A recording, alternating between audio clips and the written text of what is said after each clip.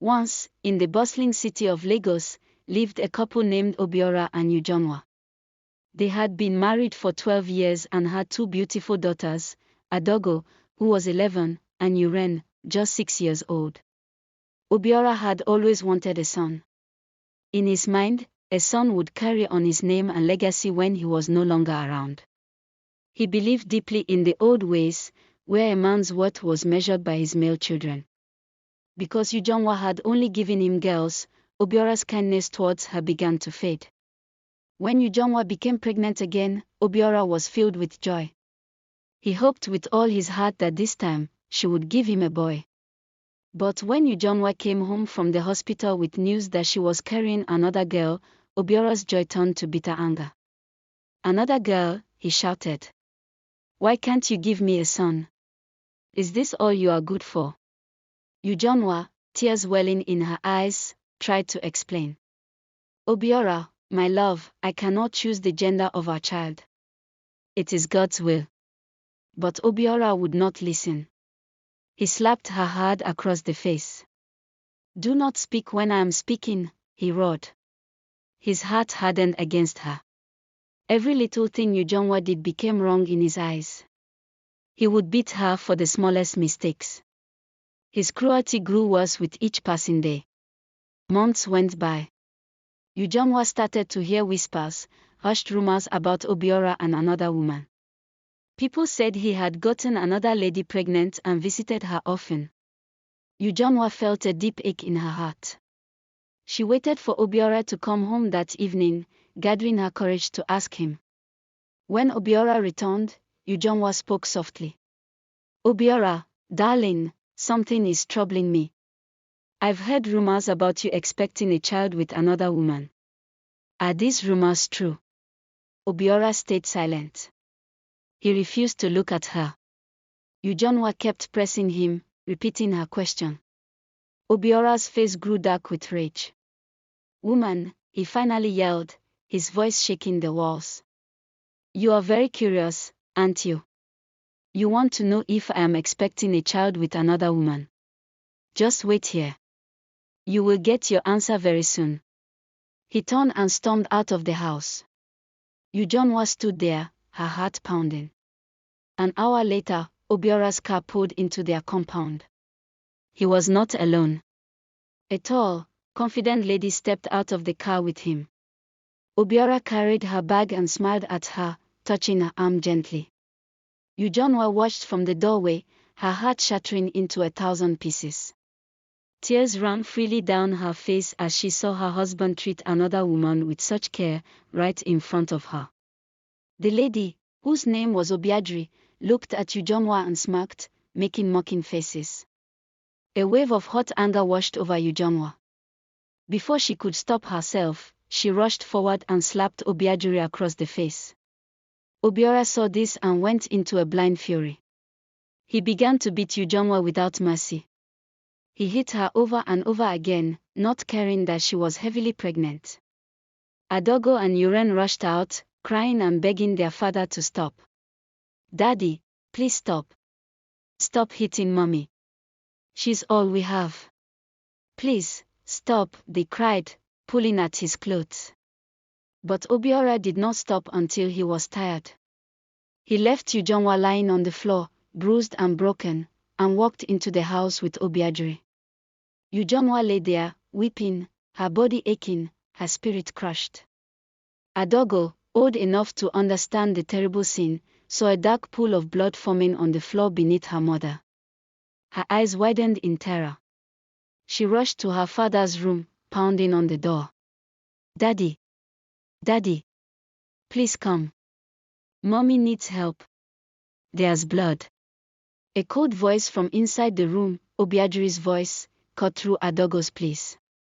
"Leave that door, Adaugo. Don't knock on that door again." Adaugo stumbled back, fear gripping her.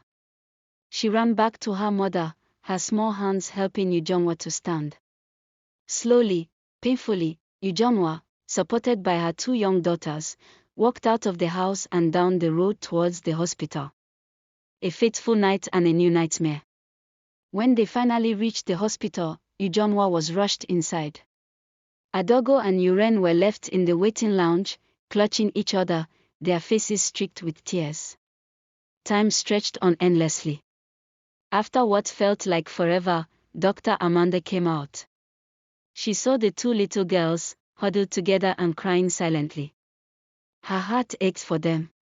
She found it hard to tell them the truth, that their mother and their unborn baby were gone. Dr. Amanda knelt down. "What happened to your mother, my dears?" she asked gently. Adaugo, her voice trembling, managed to explain. "Our father, he beat her." Dr. Amanda's face tightened. She knew what she had to do. She would file a case against their father. But first, she had to tell them about their mother. "Your mother," she began, "she is resting now. You will come back for her later, after we speak with your father." She did not want to burden them with the full truth just yet. Dr. Amanda drove the girls back to Obiora's house. As they approached the grand gates, a wave of fear washed over her. Obiora was a powerful, wealthy man in Lagos. She knew that filing a case against him might be dangerous. She decided against it. She walked into the house with the girls and found Obiora in the sitting room with Obiajiri, who now looked very much at home. "Mr. Obiora," Dr. Amanda said, her voice strained. "Your wife, Ujunwa, she is dead. You need to come to the hospital to make arrangements to take her to the mortuary." With those words, Dr. Amanda turned and left. Adaugo, old enough to understand what dead meant, covered her mouth, a sob tearing through her. Tears streamed down her face as she cried deeply. Little Urenne, innocent and still too young to grasp the meaning of death, tried to comfort her big sister, patting her back. Obiora was touched. He had not intended to kill Ujunwa. A wave of regret washed over him, and he felt pity for his daughters. He started to move towards them, wanting to offer comfort. But Obiajiri, ever watchful, quickly faked a sharp pain in her stomach. She cried out and fell onto the sofa. "Oh, Obiora. The pain. It's too much. Please, help me to the room," she groaned. Obiora rushed to her side, helping her up. He led her into the room, forgetting his daughters, who were still weeping on the cold floor. Adaugo and Urenne, exhausted and heartbroken, eventually cried themselves to sleep, lying there in their own tears. The next morning, Obiajiri emerged from the room. She found Adaugo and Urenne still asleep on the floor. A cruel smile touched her lips. She picked up a bucket of cold water and poured it over them. The girls gasped, waking with a start, shivering from the cold and the shock. "Get up," Obiajiri snapped. "Adaugo, get a mop and clean this mess." Just as Obiora was about to come out of the room, Obiajiri quickly told the girls to hide. "Go and hide now. If your father sees you, I will beat you both mercilessly," she hissed. The girls scrambled away, terrified. When Obiora came out, he looked around. "Where are the girls?" he asked Obiajiri. "Oh, they are still sleeping," Obiajiri lied smoothly. Obiora called his friend to confirm that Ujunwa's body had been taken to the mortuary the night before. Once he confirmed it, he left the house for work. As soon as Obiora was gone, Obiajiri called the girls out. "What are your names?" she demanded, even though she knew them. "Listen closely. I am in charge now. This house is mine." She then began to divide the housework between the two young girls. "Adaugo, you will sweep the whole house every morning. Urenne, you will wash all the dishes after every meal." Adaugo tried to speak up. "Obiajiri, Urenne is too little for such work. She is only 6. Obiajiri's hand flew out, slapping Adaugo hard across the face. "Don't you dare talk when I am talking," she warned, her eyes flashing. The next day, Obiajiri made sure the girls worked without food. It was already noon, and they hadn't eaten anything. Urenne's stomach grumbled loudly. She was so hungry, her small body felt weak. Adaugo, seeing her sister's distress, decided to sneak some food. She went to the kitchen and carefully dished out a little food from the pot for herself and Urenne. They were eating quickly, trying to finish before anyone saw them, when Obiajiri walked in. Her eyes narrowed. She snatched the plates, pouring the food all over Adaugo's head. "How dare you eat without my permission?" she screamed.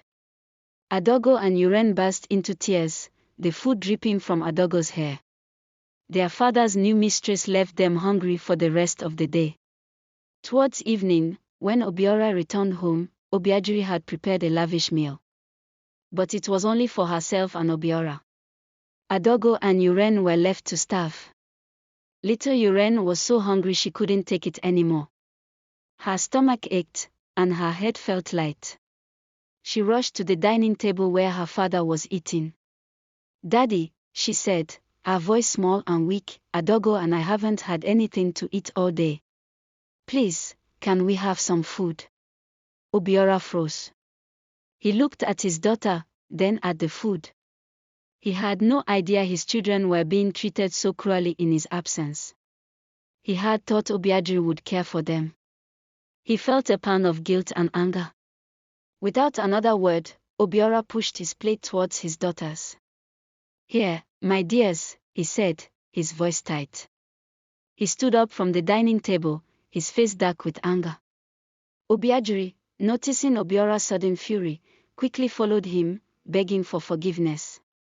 "My love, I'm so sorry. They must have eaten earlier. I don't know why they are saying this." The next morning, Obiora left for work very early, without checking on his daughters. As soon as his car pulled out of the compound, Obiajiri's mood changed. She found Adaugo and Urenne. "You two little brats," she spat, her eyes blazing. "You made your father shout at me last night." She grabbed a cane and flogged both Adaugo and Urenne mercilessly. Their cries echoed through the house, but no one was there to help them. After the beating, she assigned them even more chores, making them work without any food yet again. That same morning, around 10 o'clock, a strange man named Azuke came knocking on their door. Obiajiri went to the door and brought the man into the house.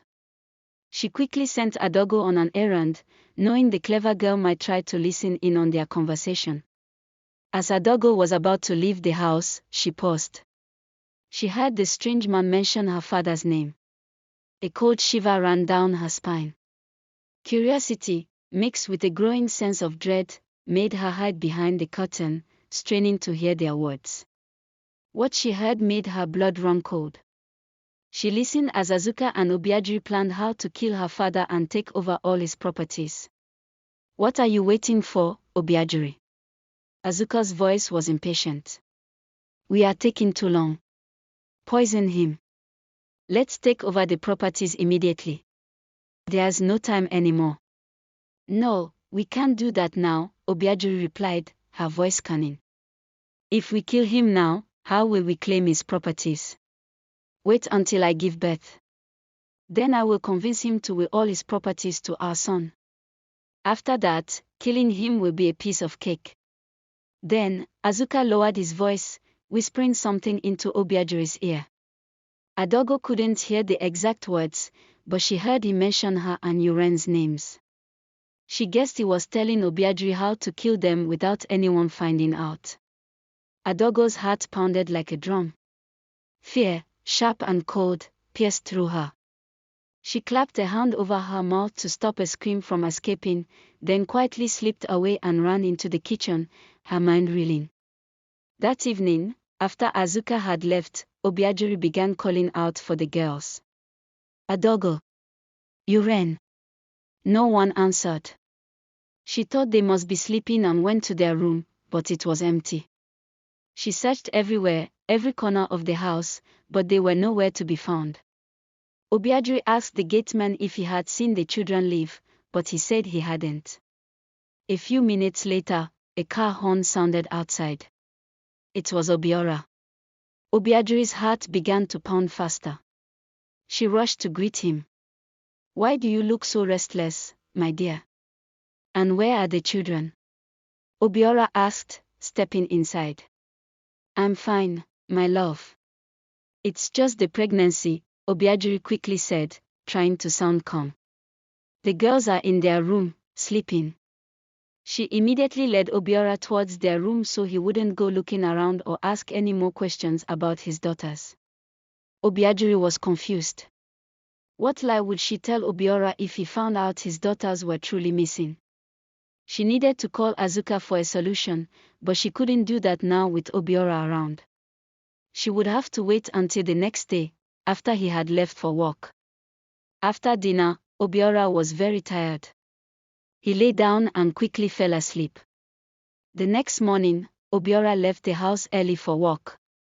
He got into his car, but then he remembered something. He hadn't seen his children since the previous day. A strange feeling nagged at him. He turned off the engine and went back into the house, heading straight to his daughter's room. The room was empty. His girls were not there. Obiajiri, he roared, storming back into the living room. Where are my children? Obiajiri had no answer. Her face went pale. In a fit of rage, Obiora raised his hand and slapped her. Obiajiri cried out and fainted to the floor. Obiora stood there, confused. Should he go after his missing daughters, or should he help his unconscious wife? His mind was a whirlwind. What Obiora didn't know was that the previous day, after Azuka had left, Adaugo, still trembling from what she had overheard, knew she had to act. She was confused and scared. Should she tell her father about the terrible plan? She wasn't even sure her father would believe her, especially after how he had treated their mother. Her mind raced. The only safe choice, she decided, was for her and Urenne to leave. If Obiajiri and Azuka were planning to kill them and their father, they couldn't stay. While Urenne was sleeping soundly in her room, Adaugo quietly went to their cupboard. She took some of her clothes and some of Urenne's, stuffing them quickly into their school bags. Each of them would carry their own. Then, holding Urenne's hand, she crept out of the building. They ran out into the streets of Lagos, small figures swallowed by the vast, indifferent city. They were stranded, scared, and had nowhere to go. Adaugo thought about going to her mother's friend's place, but then she feared they would simply take them back to their father. Adaugo, being a smart and resourceful girl, came up with a plan. She saw a man standing by the roadside, as if waiting for a bus. She walked up to him, Urenne clutching her hand, and touched his arm gently. "Good afternoon, sir," Adaugo said, her voice surprisingly steady for an 11-year-old in her situation. "Please, sir, could you take my sister and I to the nearest orphanage? Our mother has just passed away, and we have no one to care for us. Please, sir, help my sister and me." The man, whose name was Mr. Frank, was deeply touched by the sight of the two young, tearful girls and their heart-wrenching story. He wiped their tears with his own handkerchief. He looked around, asking people for directions to the nearest orphanage. It was about a 2-hour drive from where they were. Mr. Frank was so moved by their plight that he decided to take them there himself. After a long drive, they arrived at the orphanage. Adaugo and Urenne thanked Mr. Frank deeply. He smiled sadly, waved them goodbye, and left, leaving the two sisters at the mercy of their new world. The next day, a kind-looking couple came to the orphanage, hoping to adopt. They saw Urenne, her small face looking so cute and innocent, and immediately wanted to adopt her. The orphanage management explained that the girls had just arrived the previous day and were sisters. But the couple insisted. They only wanted Urenne. Adaugo stepped forward, a determined look on her young face. "No," she said firmly. "We are sisters. She cannot go without me. We have to go together, or not at all." She held Urenne's hand tightly, a silent promise in her grip that she would never let her little sister face the world alone. Their bond, forged in sorrow and fear, was unbreakable. The future was uncertain, but one thing was clear: they would face it together. Back at his house in Lagos, Obiora was still confused after Obiajiri had fainted. He didn't know whether to go after his girls or tend to his wife. A part of him, a small, stubborn part, still believed Obiajiri. He carried her to the sofa and tried to revive her. After a few minutes, Obiajiri stirred and slowly opened her eyes. Obiora apologized for slapping her. "I'm sorry, Obiajiri. I was just worried about the girls."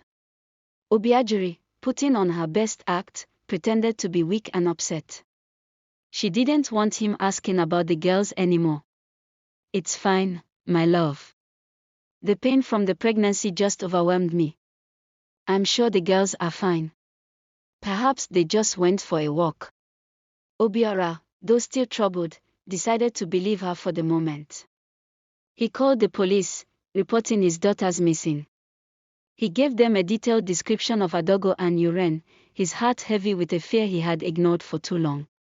2 days later, Obiora's phone rang. It was his friend, the police officer. Obiora snatched the phone, hoping for good news. "Obiora, your girls have been found," the officer said. Obiora's heart leaped with joy. "Thank God. Where are they? Are they safe?" But the officer's next words brought a new wave of shock. "They are at an orphanage. But they have already been adopted by a couple. The address they gave us was fake." Obiora's joy turned to heartbreak. Tears streamed down his face. "Adopted? How? I didn't give permission." He began to question himself, his voice filled with regret. "How could I lose my girls because of my carelessness? What if they were kidnapped? What if they fell into the hands of child traffickers?" His mind tormented him with these thoughts. 3 weeks passed. There was no news from the police about Adaugo and Urenne. Obiora tried to push the worry away. He had to face his reality. He went ahead and made arrangements for Ujunwa, his late wife's, burial. When the date was set, his extended family gathered. They began to ask about Adaugo and Urenne. Obiora lied. He told them that the girls were taking important exams and he didn't want them to witness their mother's burial at such a young age. People were afraid of Obiora because of his wealth and influence in Lagos, so no one questioned him further. A few weeks after Ujunwa's burial, Obiajiri went into labor. She gave birth to a baby boy. Joy, a strange, complicated joy, returned to Obiora's life. Even though he didn't know the whereabouts of his girls, he now had a son. A son he had longed for so many years. He named his son Asubike. 6 months after Asubike's birth, Obiajiri approached Obiora one night. "Honey," she began, her voice soft and sweet. "I have a male cousin, Azuka, who lives in Cameroon. He's an amazing chef, he makes intercontinental dishes. Can we allow him to come stay with us? He can cook for us. Since I gave birth, I have so many chores to do. His presence would really help me." Obiora, happy with his new son and still under Obiajiri's spell, readily agreed. 2 days later, Azuka arrived at Obiora's house with his luggage. He settled in quickly, becoming a part of the household. Days turned into weeks. Azuka started complaining to Obiajiri. "I'm not comfortable with the way Obiora touches you," he whispered one evening. Obiajiri smiled, a sly glint in her eyes. "Be patient, Azuka. Once I convince Obiora to will all his assets to our son's name, then we can go ahead and kill him. It will all be ours." Azuka happily agreed. He pulled Obiajiri into a tight hug. They started celebrating their evil plans, playing loud music. The volume was so high that they didn't hear the sound of Obiora's car driving into the compound. Meanwhile, Adaugo and Urenne had been adopted by the unknown couple. After leaving the orphanage, the couple took a taxi and dropped off at a specific location. Then, they stepped into an exotic car with the girls. They drove for a very long distance. Adaugo began to get scared. The couple had told the orphanage management they lived in the same city. This journey was far too long for a journey within Lagos. After a very long drive, they arrived at a magnificent mansion. The couple, Mr. and Mrs. Ralph, showed the girls around. "Feel at home, my dears," Mrs. Ralph said kindly. Back at Obiora's house, Obiora walked closer to the door, wondering why his wife would be playing such loud music. He had come back home to pick up an important document he had forgotten. His phone suddenly rang. It was the police officer again. "Mr. Obiora," the officer said, "your daughters have been found." Obiora was filled with an overwhelming rush of joy. His girls were still alive. The police asked him to come to the station immediately. He wanted to tell Obiajiri about the wonderful news, but then he thought better of it. He decided to go and find his daughters first. When he arrived at the police station, the police told him that a very powerful family in the western part of Nigeria had adopted his children. The police officer asked Obiora to bring the birth certificates of his daughters so he could claim them back legally. But Obiora was stubborn. He insisted on going directly to the location. He left the station and began the long journey to the west. He called Obiajiri on the phone, telling her he had an emergency trip that would take him 2 days. After a very long drive, asking for directions along the way, Obiora finally arrived at the big compound of Mr. Ralph. He jumped out of his car and began shouting, "I have come for my children. Where are my children?" Everyone came out to see what the commotion was about. Then, Adaugo and Urenne appeared. Obiora called out to them, his voice filled with yearning. "Adaugo! Urenne! My daughters!" But the girls did not run to him. They stood still, their faces wary. Mr. Ralph stepped forward. "Sir, please leave my compound before I call the police on you." Adaugo, seeing the confrontation, ran into her room. She came out with a folded piece of paper. She handed it to Mr. Ralph, who then gave it to Obiora. Obiora, heartbroken at his daughter's rejection, turned and left the house, tears streaming down his face. He got into his car and opened the letter Adaugo had written. His hands trembled as he read. "Dear Dad, your new wife, Obiajiri, has been treating us terribly in your absence. She forces us to do chores meant for adults. She leaves us for hours without food. The day my sister and I were sharing a plate of food, she poured it all over me. Dad, you beat our mom with her unborn baby, and she was bleeding. I came to your room to beg you to take her to the hospital. Your new wife shouted at me and sent me away. I struggled with my mother and sister that night, but our mother didn't make it. We came back in tears. We had just lost our mother, yet you left us in the living room and went into the bedroom with your new wife. Urenne and I slept on the cold, tiled floor, and Urenne even caught a cold. You never cared. I decided to be a mother and father to myself and my little sister, Urenne. Your wife was plotting to kill us with the man called Azuka. She also plans to poison you. If you see this letter, just know that my sister and I have left the house. Your daughters you didn't care about. Adaugo and Urenne." After reading the letter, Obiora cried harder than he ever had before. The words cut him deeper than any blade. He drove straight to his house, needing to confirm if Azuka was truly the man Obiajiri had introduced as her cousin. Obiora arrived very early in the morning. He slowly opened the door with his own keys. When he went to his bedroom, he opened the door and saw Obiajiri asleep, cuddling with Azuka on their matrimonial bed. Obiora was shocked. His heart twisted with anger and betrayal. The pain was unbearable. He stood there, frozen, then silent tears began to roll down his face. Meanwhile, at Mr. Ralph's house, Mr. Ralph asked Adaugo how they had arrived at the orphanage if their father was still alive. Adaugo explained everything to Mr. Ralph, how her father's new wife had been mistreating them and even wanted to kill them. Mr. Ralph promised her that he would not let any harm come to them. Back at Obiora's house, Obiora slowly closed the bedroom door. He walked out of the house, got into his car, and drove away. He stopped at a quiet place on the side of the road.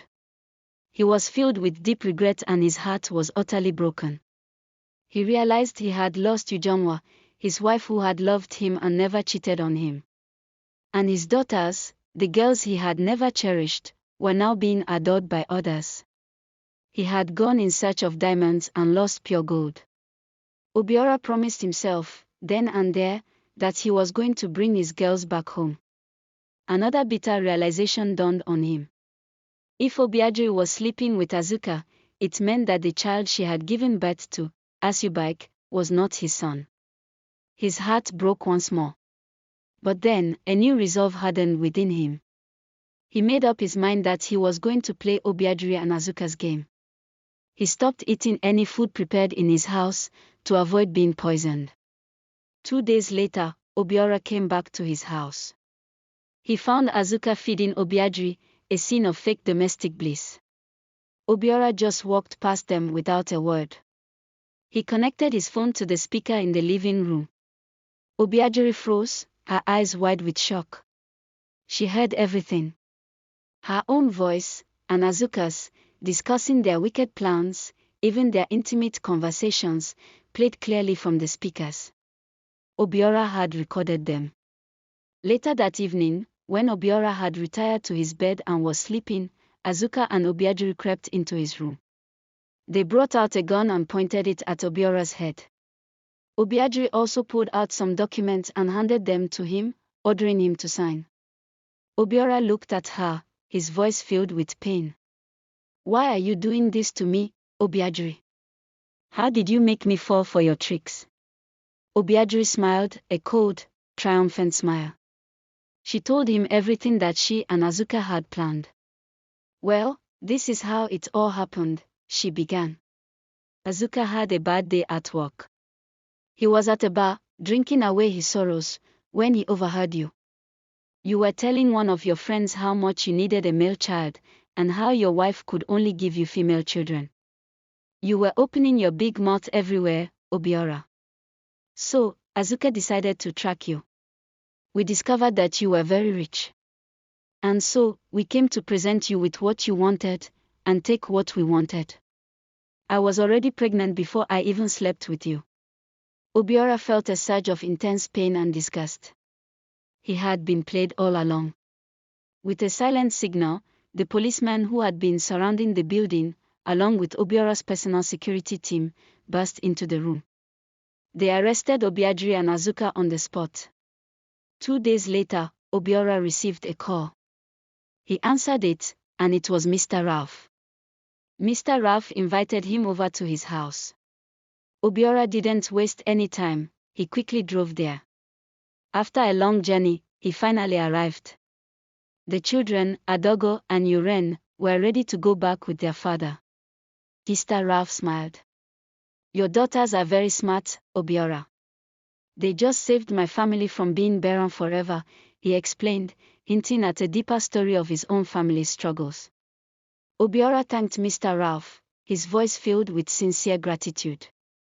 He promised, with all his heart, that he would never neglect his girls again. Mr. Ralph then surprised Obiora even more. He told him that he was going to give Adaugo and Urenne 30% of his properties. Obiora was deeply touched.